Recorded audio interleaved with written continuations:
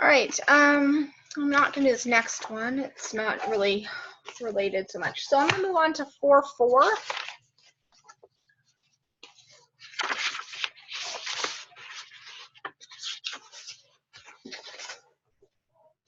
And 4-4 is systems of linear inequalities. So the basic premise, are we solving for the third one? Third one.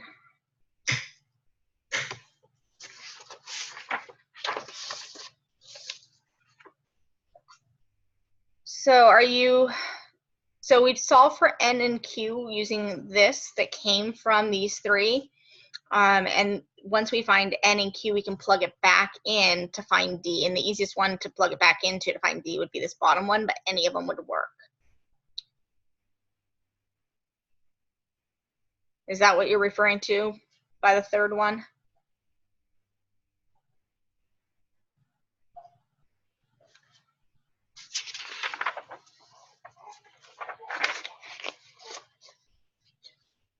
I'll show it if you're curious. Here it is again. There's me writing on the variables what they mean, the three equations. Here it is in terms of sense, and then multiplying by 100 gave me it in terms of sense here. And plugging it in gave me these two equations, which gives me this system of 2. So then I can solve for n, plug that in, solve for q. Once I have n and q for my system of 2, I go back to any of my original equations to solve for my third variable, the d. Again, this one being the easiest, there's d. And then you answer your word problems in a sentence.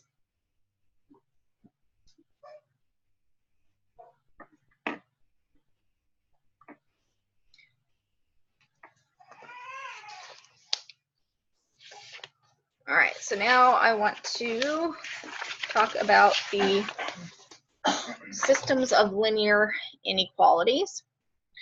So you are going to graph the boundary lines. And the boundary line here would be a solid line because of the equal part. So I'd start at -1 as my y-intercept, rise over run, so up 1 over 3, up 1 over 3. I can also go down and left. That would have the same steepness. Down 1, left 3. Solid line. Oops. And then I would decide what side to shade.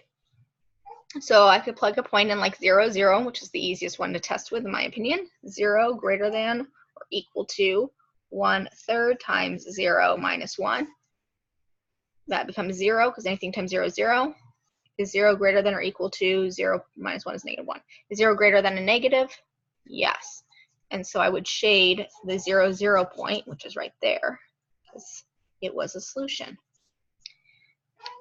Then I'll graph the second one on the same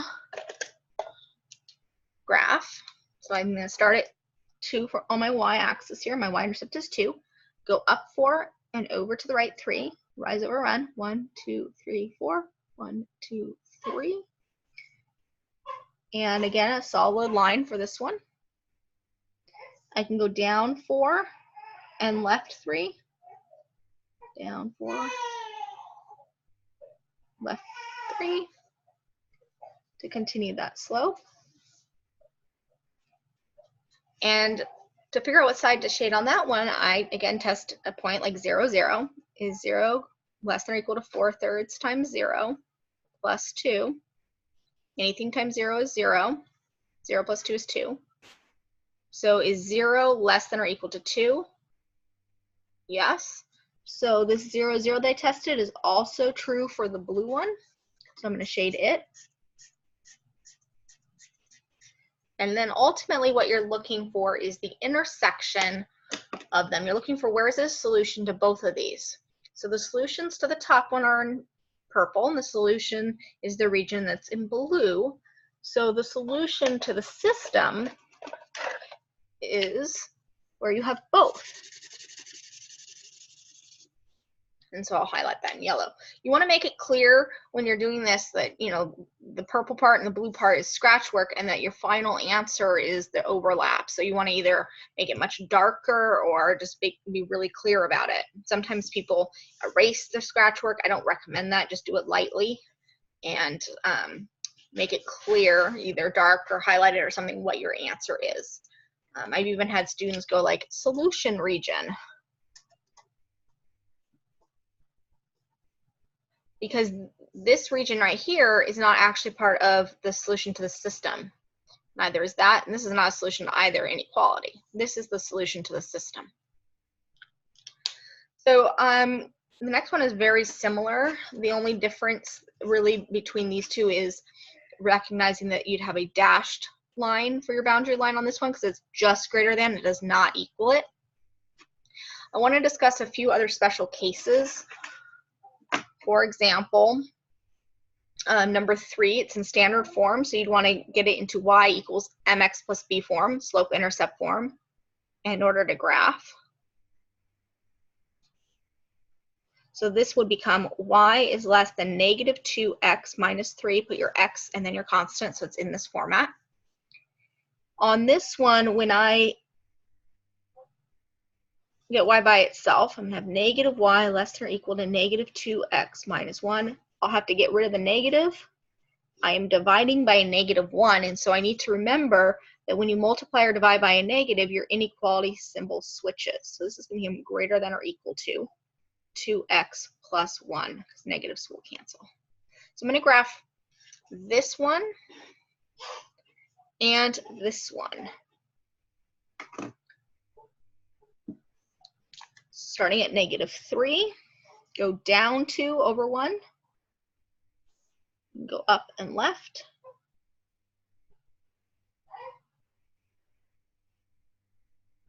And I'm going to do this dashed because it's not equal to, it's just less than. Testing a point, I can plug into the original or the equivalent in slope-intercept form. In case I made a mistake here, I always just go the original. And so is 2 times 0 plus 0 less than negative 3. So that becomes 0. Is 0 less than a negative? No. And so this 0, 0 that I just tested is not a solution. So I don't shade it, I shade the other side.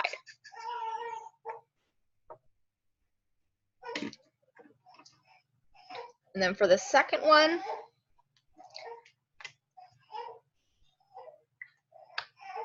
I'll do that in blue. Start at 1, go up 2 over 1, down 2 left 1. This one's going to be a solid line because it's got the equal part to it. Testing 0, 0. I'll do that down here. 2 times 0 minus 0. So again, that becomes 0. 0 minus 0 is 0. Is 0 less than a negative? This one's a no. And so I also am not going to shade it for the blue. So I'm going to shade it up here. And therefore, the solution to the system is the overlapping between these two inequalities.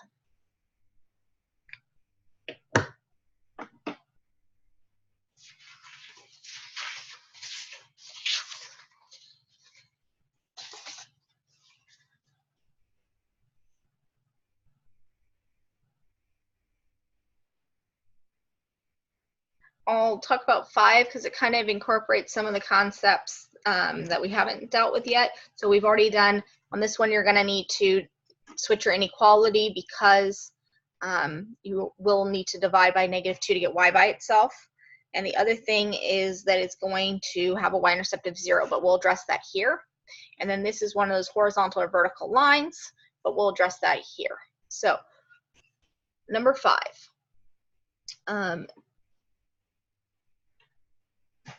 Your y-intercept is 0 for this one, and this one, x is equal to greater than or equal to negative 3, is going to be the vertical line Those of you who've seen my lessons before might remember or know that I have mentioned OI-VUX as a mnemonic device. I'll put the OI over here. Horizontal lines have a slope of 0 and their y equals or some inequality and just a number, no x is involved. Vertical lines have an undefined slope and it's like x equals some number, or you might have an inequality, but it's just an x, no y. So let's graph these three. So this top one, and then you go up 1 over 2.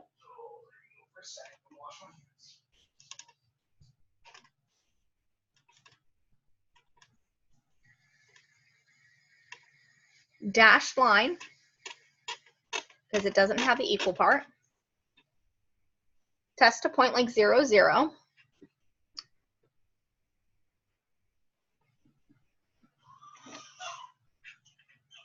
Is 0 less than 3? And that's a yes. So we're going to shade the 0, 0 point since it was a solution.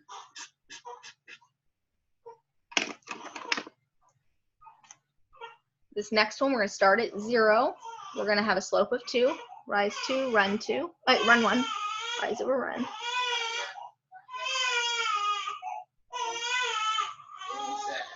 And we're going to have a dashed line again. And this one, when we're testing, we cannot test 0, 0 because it wouldn't tell us what side to shade. So we need to test some other point. So you might test the point 1, 1 or 2, 0 or -4, 5 or any point you want. Just make sure you plug in the x in for the x and the y in for the y. So if I pick the point 2, 1 right here, that means the y is 1 and the x is 2. Is 1 greater than 4 is a no. So this is not a solution for my purple. So I'm not going to shade it. I'm going to shade it this side. And then lastly, this bottom one, x is greater than or equal to -3, as I mentioned a moment ago, where x is -3 is all these points, and you get a vertical line, a slope that's undefined, and it's going to be a solid line because it has the equal part to it, so that makes it solid.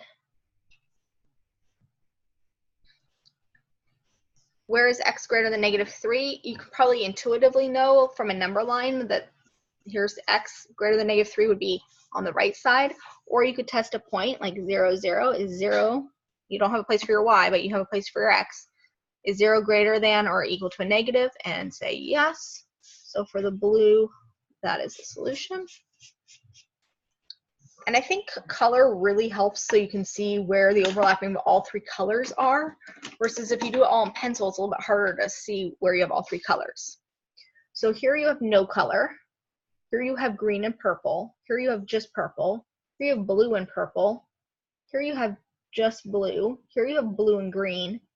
Here you have green and blue also. Yep, all that region. I already said that one from up there. But this one has all three colors.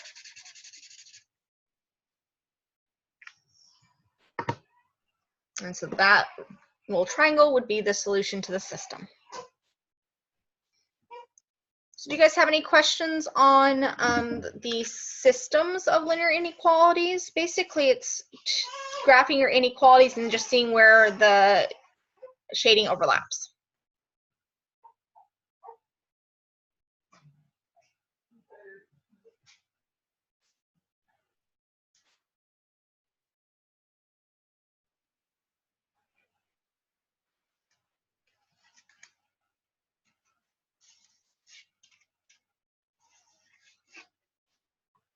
I'm not hearing you guys. I'm not seeing any text. So if you need something, you need to either speak up or write to me.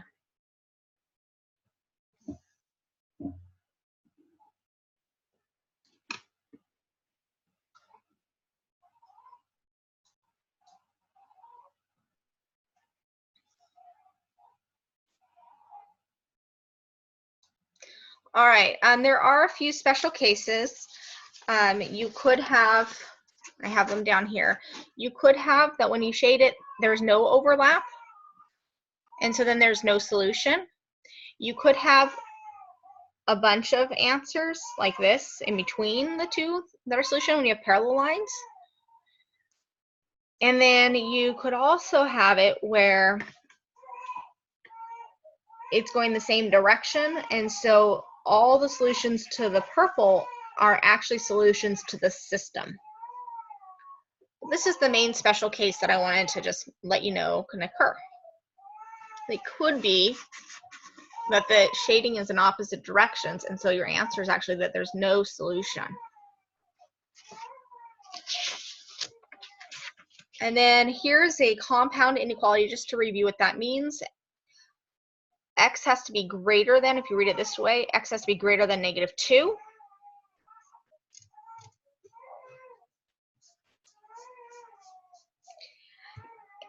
And it has to be less than or equal to 5. And so the and means you're looking for the overlap. So right now, I'm going to do this a little bit darker. This middle part here is the solution for the top inequality, the top compound inequality. It's basically two statements. It's X is greater than -2 and, meaning you're looking at the overlap. That's why you can write it as a compound like that. And so now for the next one, we have y. Did I do a? I needed to do a solid line for the equals there to get it dashed.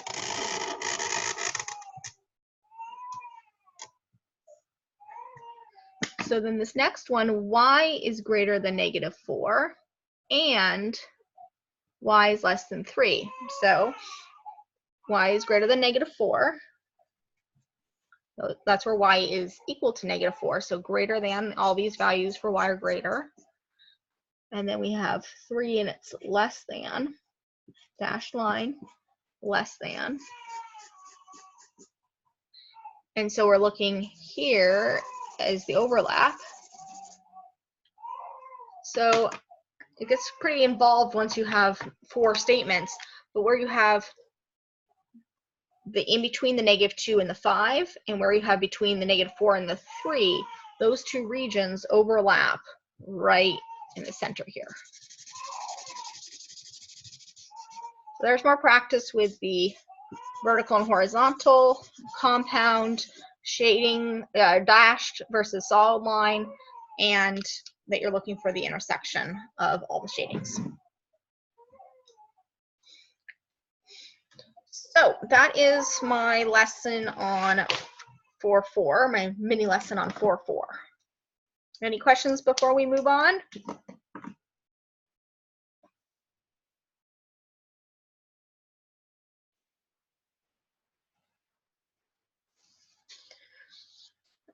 All right, so we're on to Cramer's rule, I believe. Let me double check on that.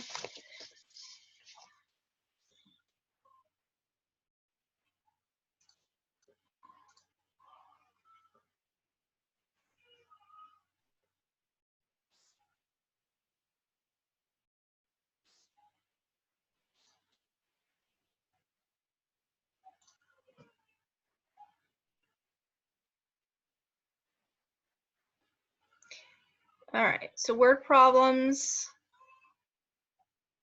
4.3, 4.4. We'll do Cramer's rule and determinant, and then we'll talk about adding polynomials, subtracting, and multiplying them. So Cramer's rule.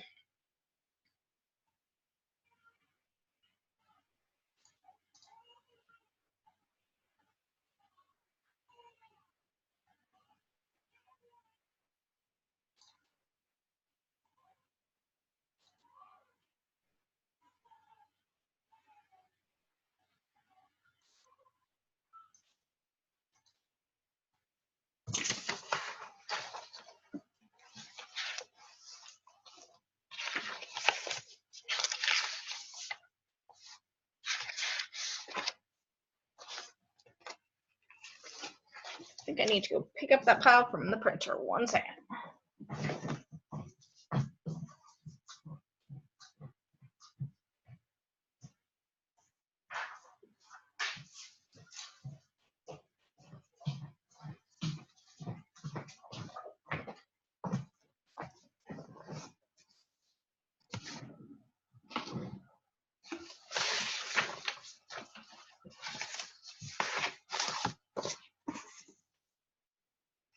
Okay, so Cramer's rule is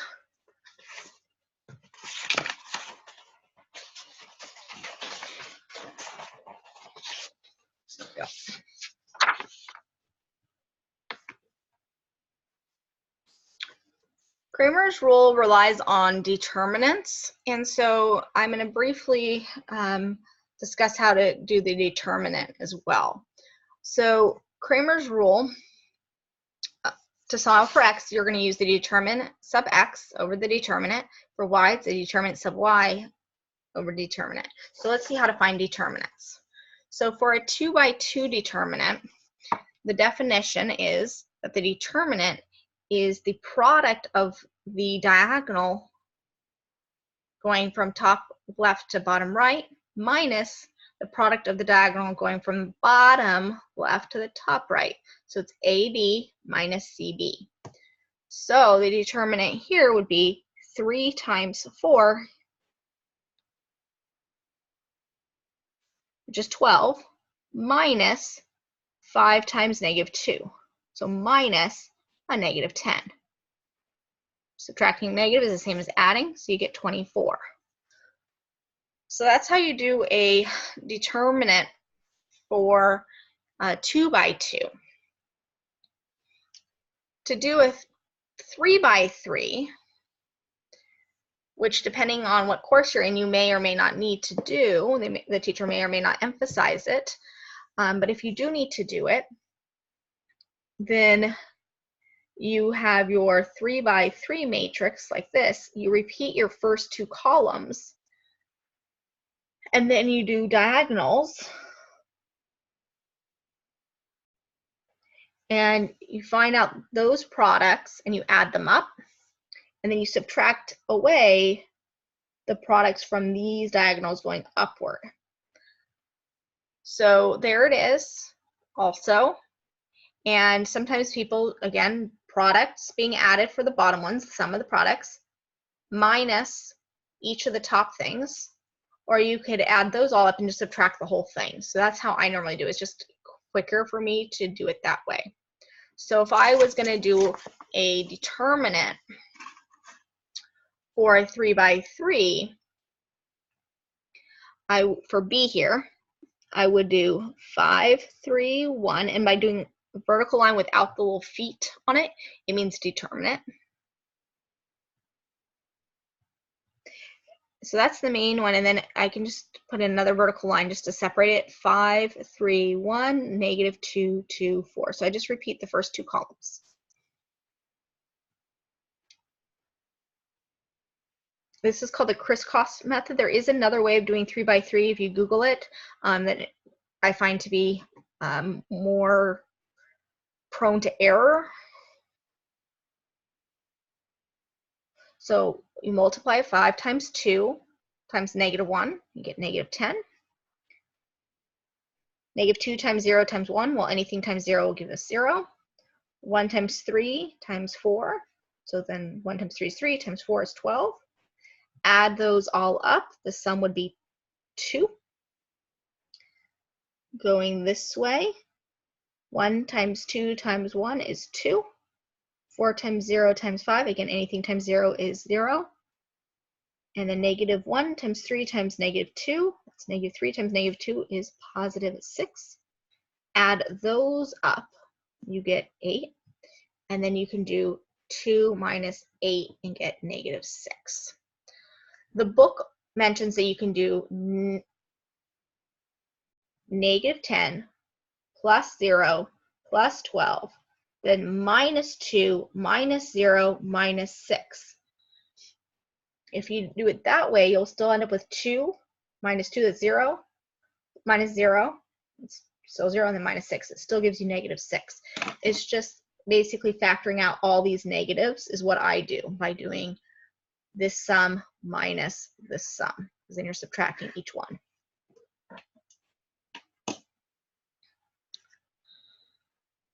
So what you're mainly going to be dealing with, though, is 2 by 2. So let's practice some more 2 by 2s and figure out how we do that d sub x and that d sub y. And that's part of Cramer's rule. So here's an example of a system of equations. We can write the augmented matrix for it, meaning we can write it as a matrix where we have a column for x's, column for y's. This vertical line represents like the equal sign, and then the constant.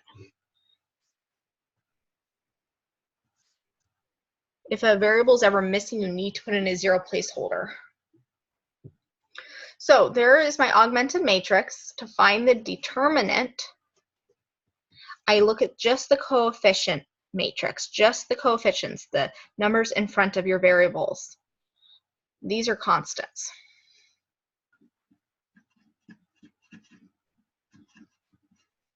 So to find the determinant, so I just do a vertical line to represent determinant. It's a 2 by 2, so I'm going to multiply down like this, negative 36. I'm going to multiply up like that, that's 6. Bottom minus top.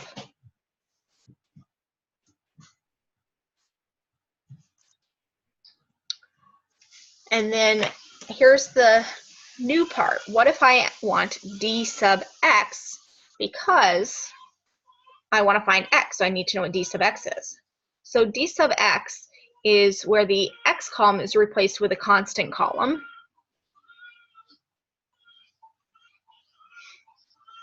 And for the d sub y, the y column is replaced by the constant. So let's go ahead and find d sub x. So d sub x is where the x column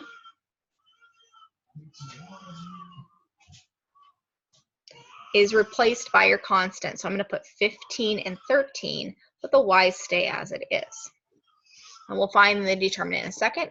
D sub y would be x's as they were, but the y column is being replaced by the constants. So these constants, if you're dealing with the x, go in for the x. If you're dealing with the y, go in for the y. But otherwise, it's like the d itself. So let's find the determinant. Negative 45, 39,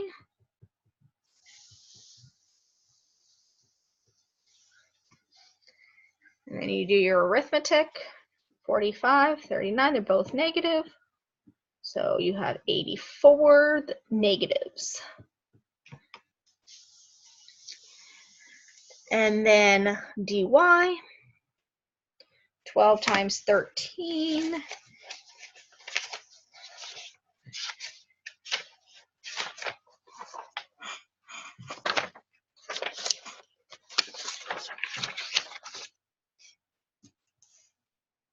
$156. 2 times 15, 30. 156 minus 30. Bottom minus top. The order matters with subtraction. All right, so now that we have all of the determinants needed for solving this, it said x equals d sub x over d. So in this case, it's going to be the d sub x, negative 84, divided by the d, which is negative 42. So that will give us 2. And the y is equal to d sub y over d. So d sub y we found was 126. The d we found was negative 42. Dividing that, you end up with negative 3. So your answer is x comma y, 2 comma negative 3. So Cramer's rule is just another way of solving a system of equations. I kind of like it for 2 by 2. I had one student that did all of his problems with Cramer's rule, but systems of equations, the regular elimination isn't too bad for 2 by 2 either. The nice thing about doing determinants is your calculator can actually do determinants for you. So instead of you having to do all this work, you can have the calculator do it, if you're allowed a calculator. Or if it becomes a 3 by 3 or 4 by 4, anything that's bigger than this. So the 3x3, which you may or may not need to do in your course, you'll have to ask your teacher and see what they are doing, would be very similar. Your D is just your coefficients, so it's just the numbers in front of the X's, Y's, and Z's. Your D sub X will be taking those answers and plugging it in the X column for D sub X, plugging it in to your Y column for your D sub Y, and plugging it into your Z column for D sub Z. Otherwise, the rest of the equation is just like the original coefficient matrix.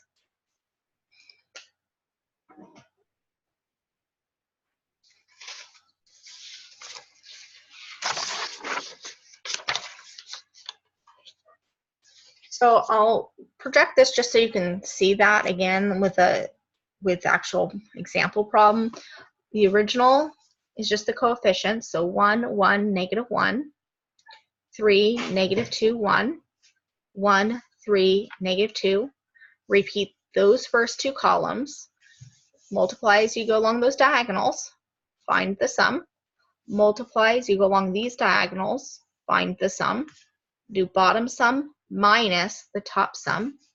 That gets you D. D sub X, you're going to replace the X column with the constants 6, -5, and 14. Your Y's and Z's stay the same. You repeat these first two columns again. Find out those products and those products. Find the sum for them. Do bottom sum minus top sum. And then the X, you now have enough information for. You have your D sub X as -3, and you have your D as -3. So you get 1 for X. For Y, and I won't do Z, but you'll catch on hopefully to the process. It's your coefficient matrix, except for the Y column has now been replaced by your constants. So 6, -5, and 14 are in the Y column. And then again, you repeat your first two columns again. Do your products, do your sums, do bottom sum minus top sum, then do your dy value divided by your d value. And there you go. So dz, when you're replacing your z column and you repeat, it's you're not going to end up repeating that yellow part because you only repeat the first two columns, which are the normal ones.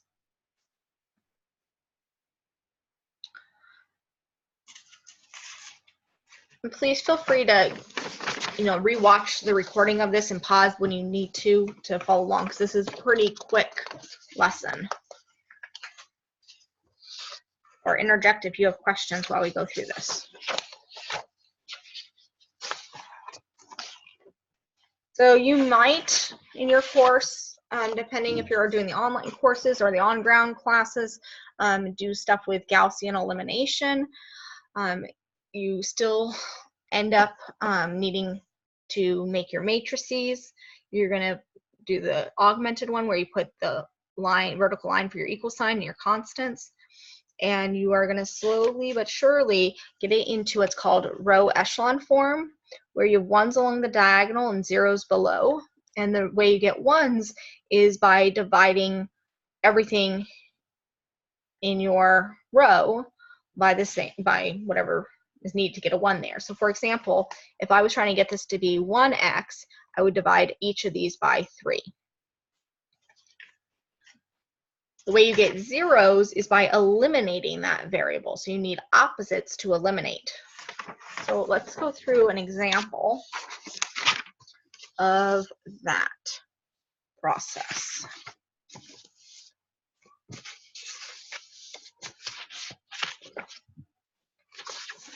All right.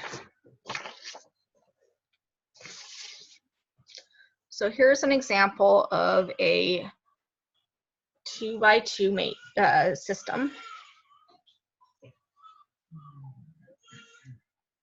Actually, let me find an easier one to work on.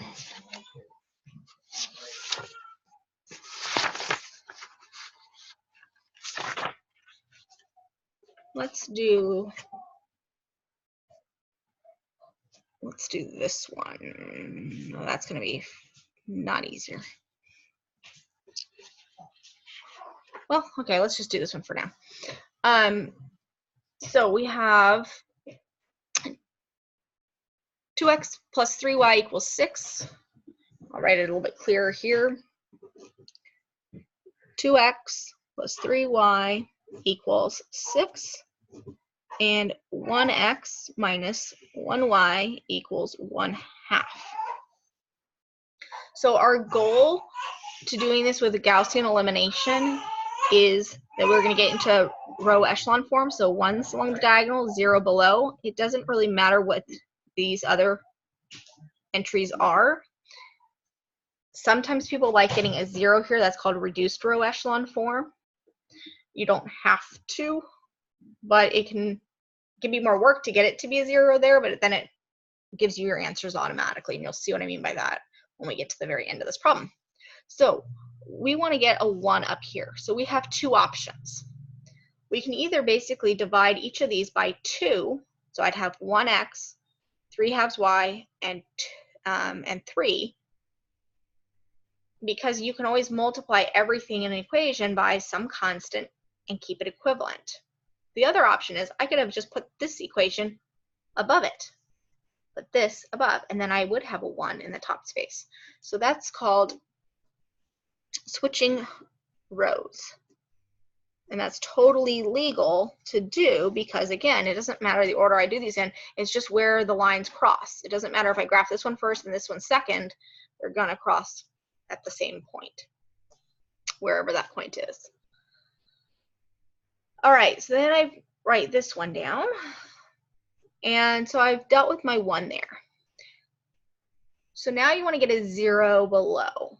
You don't want to skip around because then you're going to make progress to undo it. So you either want to work down each column or across each row. You don't want to jump and do 1 and then 1 here and then go back, because then you're going to have a hard time getting a 0 because they don't change it not to be a 1. Then you'll have to change it back to 1. So you'll actually add more steps. So either work by the column or by the row. So if I want to get a 0 down here, I need to have this 2x, be eliminated. So in other words, if I looked at this, how would I get the x's to eliminate? Well, I would need to multiply this by -2 so that the x's would be opposites. So that's what we're going to do. We're going to multiply this top one by -2. Now, because we're just learning this, I'll show you the work. Basically, this top would be -2, +2, and -1. This is just scratch work to help with the arithmetic, and you're welcome to do that. So when you add these, it's like adding your equations to eliminate. When you add these, you end up with 0, 5, and 5. And that's an equivalent equation. And so what I want is this. So I already have this line. It has a 1 there.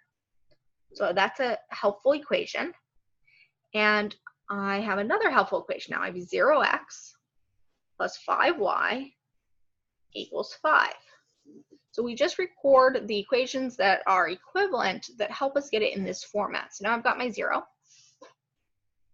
And now I need to get a 1. So this is basically saying 5y equals 5. How would I get it to be 1y? Well, I divide by 5. So that's what we're going to do. We're going to divide this entire equation, this entire row, by 5. So dividing by 5 gives me 0 there, 1 there, and also 1 there.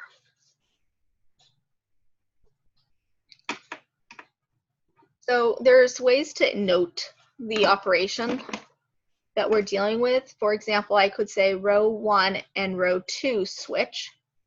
Here I could have said -2 times row 1 plus row 2 equals a new row 2. And here I could say 1/5 of row 2 equals your new row 2, because I divided by 5. I took 1/5 of it. And so now it's in row echelon form.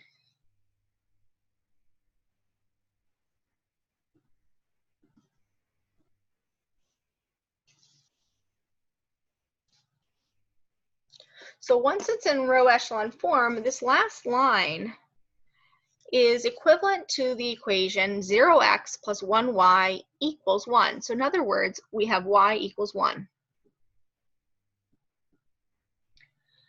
Then we can go to any other equation. It could be this one right here, or either of these. It happens to actually be the same as that one. And we can plug in what we found. So we have 1x minus 1y, and y is 1, equals 1/2. So we end up with x minus 1 equals 1/2. Adding 1, we need a common denominator, so you can express 1 as 2/2. So you end up with 1/2 plus 2/2 is 3/2, or you could have said 1.5.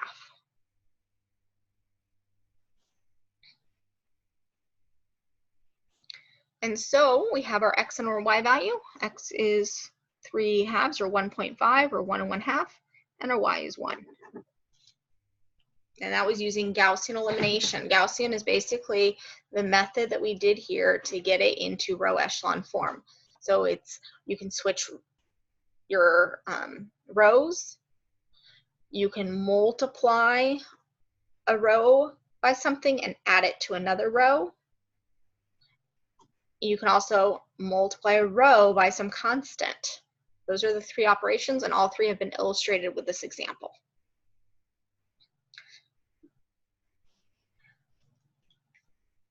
The 2x2s aren't too bad, but 3x3s can get a lot trickier to do and more time consuming. So I will just project it in case you, and walk you through it briefly in case you want to have like a preview of it.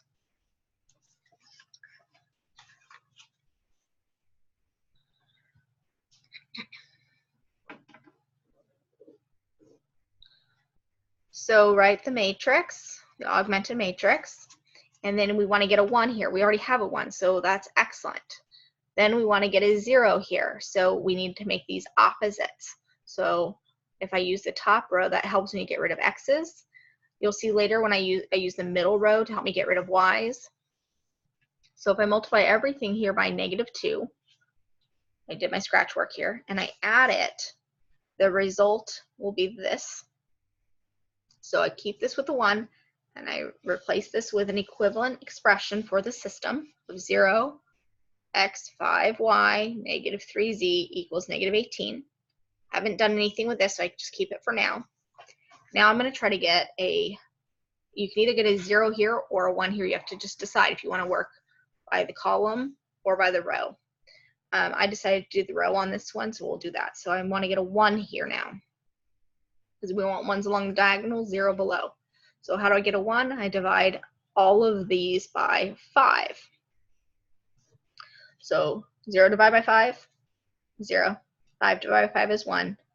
-3 divided by 5 is -3/5. -18 divided by 5 is -18/5.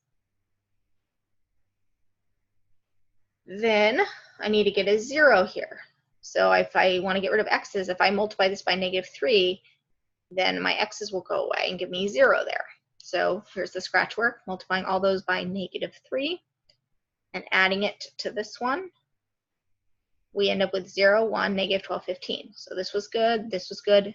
We were trying to get this to be 0. That's the row we're replacing. So 0, 1, -12, -15.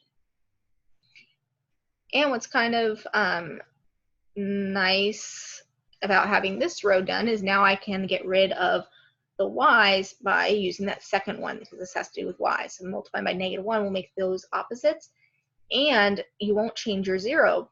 That's why you want to either work vertically or horizontally. You either want to work through the columns or the rows, getting it into that pattern. So multiplying by -1 and then adding, that would be 0 plus 0. That would be -1 plus 1. That would give us 0. And that would be 3/5 plus -12. And that would be 18/5 minus 15. And I did the arithmetic over here. This is the result. Then I want to get a 1 here. And so I multiply by the reciprocal. In other words, I'm dividing by that, but it's easier to multiply by a reciprocal. So that would become a 1, and that would actually become a 1 also. They're not always going to be 1, 1. These last two examples just happen to both be 1, 1 in the last column, or sorry, last row. This last row tells us that 0x plus 0y plus 1z is 1, so z is 1. Plugging that into the next line, then we'll only have the one unknown of y once we plug in the z. We can solve for y and get -3. And then we go back up here. These are now known, the y and the z, so we can solve for x. So we plug in the y and the z and solve for x, and then we have our answer, x, y, z. So that's a 3 by 3.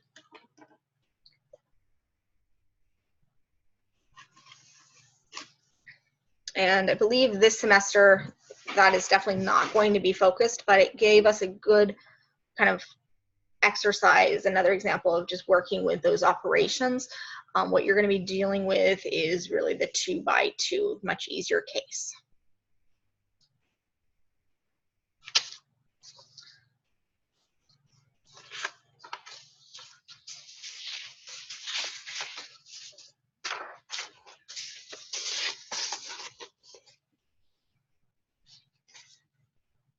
Caleb, what time is it? It's 7:01. Okay, so for 5.1, just a few kind of reminders about polynomials to keep in mind. There's classification by the number of terms, so 3 terms is trinomial, 2 terms binomial, and 1 term is constant. Sorry, 1 term is a monomial. And the term that has the highest exponent tells us about the degree, and it tells us about the leading coefficient. The degree is the highest exponent. The leading coefficient is the coefficient that goes with the term that has the highest exponent. You combine like terms is essentially what is going on when you're adding polynomials. Like terms are going to have the same base with the same exponent, so x squared with x squareds. You can't combine that with anything, you can't combine that with anything. You just combine the coefficient and keep it of how many, in this case, we have 3 x squareds plus 8 x squareds, we're going to have 11 x squareds. When you add apples and apples, you don't get apples squared, so you don't change that exponent, you still have x squareds plus 2x minus 3. Subtraction, don't forget to distribute. So that is the main thing with those. Again, you can only combine like terms. So they have to have the same base with the same exponent, and then you add the coefficients and keep that same base and same exponent. 5.2, there's multiplying. This is pretty important that you know how to do.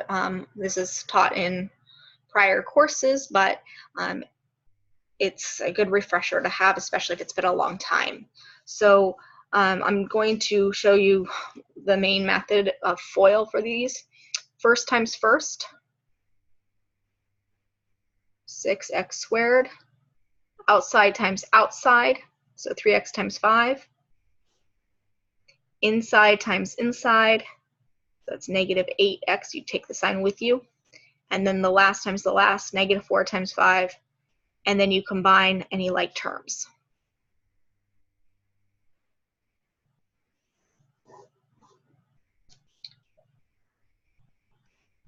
There's other ways to do this. There's the box method, where it's basically also known as an area array. This is like the area length times width.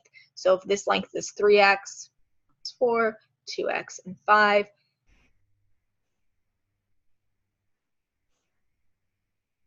$15. And then you can combine like terms, and these are the like terms, and you get the same answer. There's also column, which is similar to multi-digit multiplying, -20, 15x, 0 placeholder, -8x, 6x squared. Combine your like terms.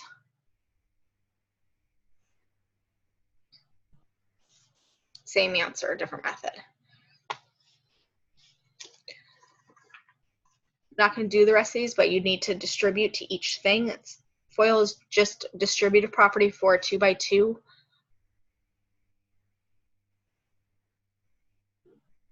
Otherwise, it's just distributing. There are a few special properties, but essentially what I want you to recognize is that this is not x squared plus 81. You actually need to write it twice and FOIL. This is maybe confused with a situation like that where it's multiplication and then the rules of exponents come into play. But that's for multiplication. It does not work for addition or subtraction. So this ends up being x times x, x squared, x times 9, 9x, 9 times x, another 9x, and then 9 times 9, 81. There's your like terms. And so on these, when you're squaring, you'll always end up with two of the same thing, and so there is actually a shortcut. You could square your first term, do 2 times your second term. The second term is the first and the last being multiplied together, and then your last term has been squared because it's 9 times 9. So there's the shortcut for plus. Similarly, if it's subtraction here, you're going to have 2, but there'll be negatives. And then a negative times a negative will end up with a positive. So same process of write it twice and FOIL. 9x squared minus 15x minus 15x plus 25. There are your like terms. There's the negative 2 of the 3 times the 5. So there's the negative 30x. And then last special property is what if they're pretty much the same except for the sign in the middle is different. So if I do this,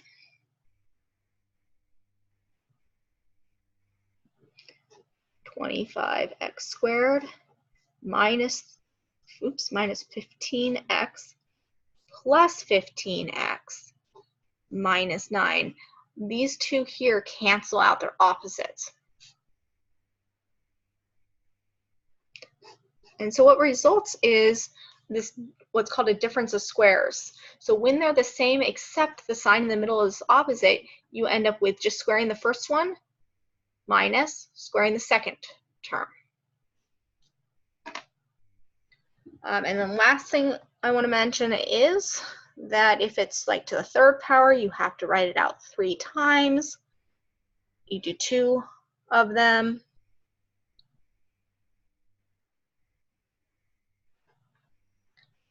I recommend simplifying before you do the third. So combining the O and the I of FOIL here. And then you can distribute like I showed earlier.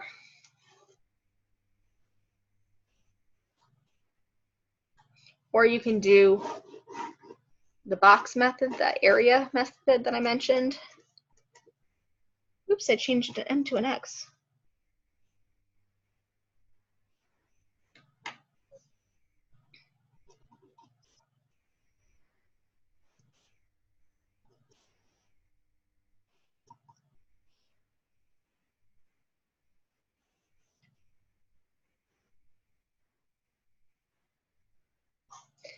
And then along the diagonals, you have like terms. So this ends up being m to the third plus 15m squared plus 75m plus 125.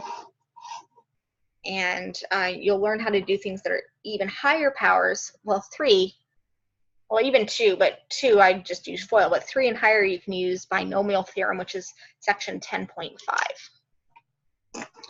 So that's it for the lesson today.